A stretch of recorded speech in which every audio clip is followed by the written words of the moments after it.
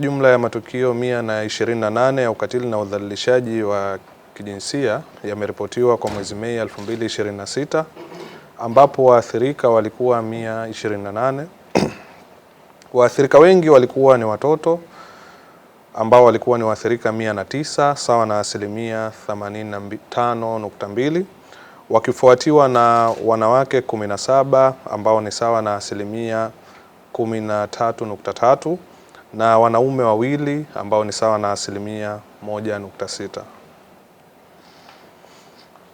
Aina ya matukio ya ukatili na udhalilishaji wa kijinsia mwezi Mei 2026, tunaona jumla ya matukio ya kubaka yalikuwa ni 65 ambao ni sawa na 50.8%.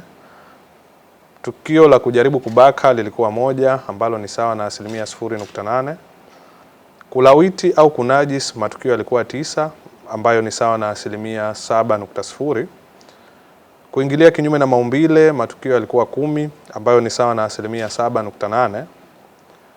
Kutorosha matukio yalikuwa 11 ambayo ni sawa na 8.6%. Lugha ya matusi matukio yalikuwa ni 13 ambayo ni sawa na 10.2%. Shambulio la aibu au kukashifu matukio yalikuwa ni 15 ambayo ni sawa na 11.7%, na kutelekeza mtoto, kutupa watoto, shambulio la mtoto pamoja na kumpa na kupokea ujauzito, hapa kulikuwa na tukio 1 kwa kila aina ya tukio ambayo ni sawa na 0.8% kwa kila aina ya tukio.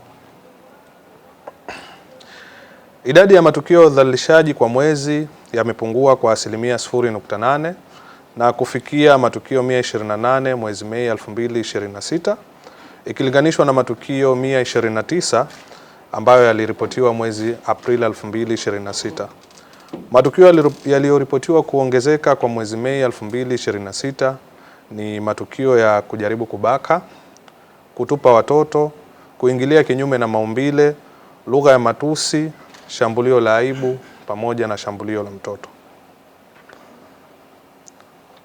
Tukiangalia mlinganisho wa idadi ya matukio ya udhalilishaji kwa mwaka, tunaona yameongezeka kwa 19.6% na kufikia matukio 128 mwezi Mei 2026 kutoka matukio 107 ambayo yameripotiwa mwezi Mei 2025.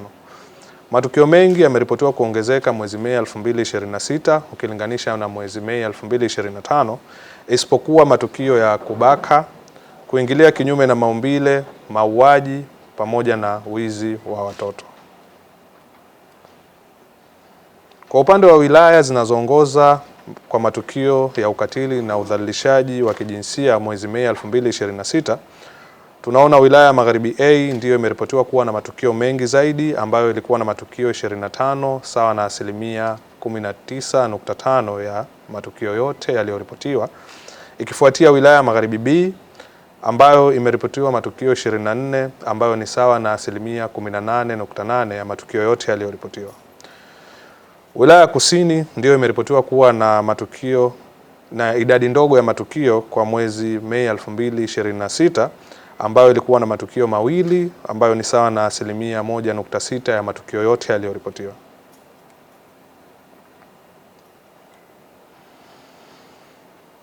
Wilaya ya Mjini na wilaya ya Magharibi B zimeripotiwa kuwa na idadi kubwa ya matukio ya kubaka ikilinganishwa na wilaya nyingine, ambapo jumla ya matukio ya kubaka 10 sawa na 15.4% ya matukio yote ya kubaka yameripotiwa kwa kila wilaya.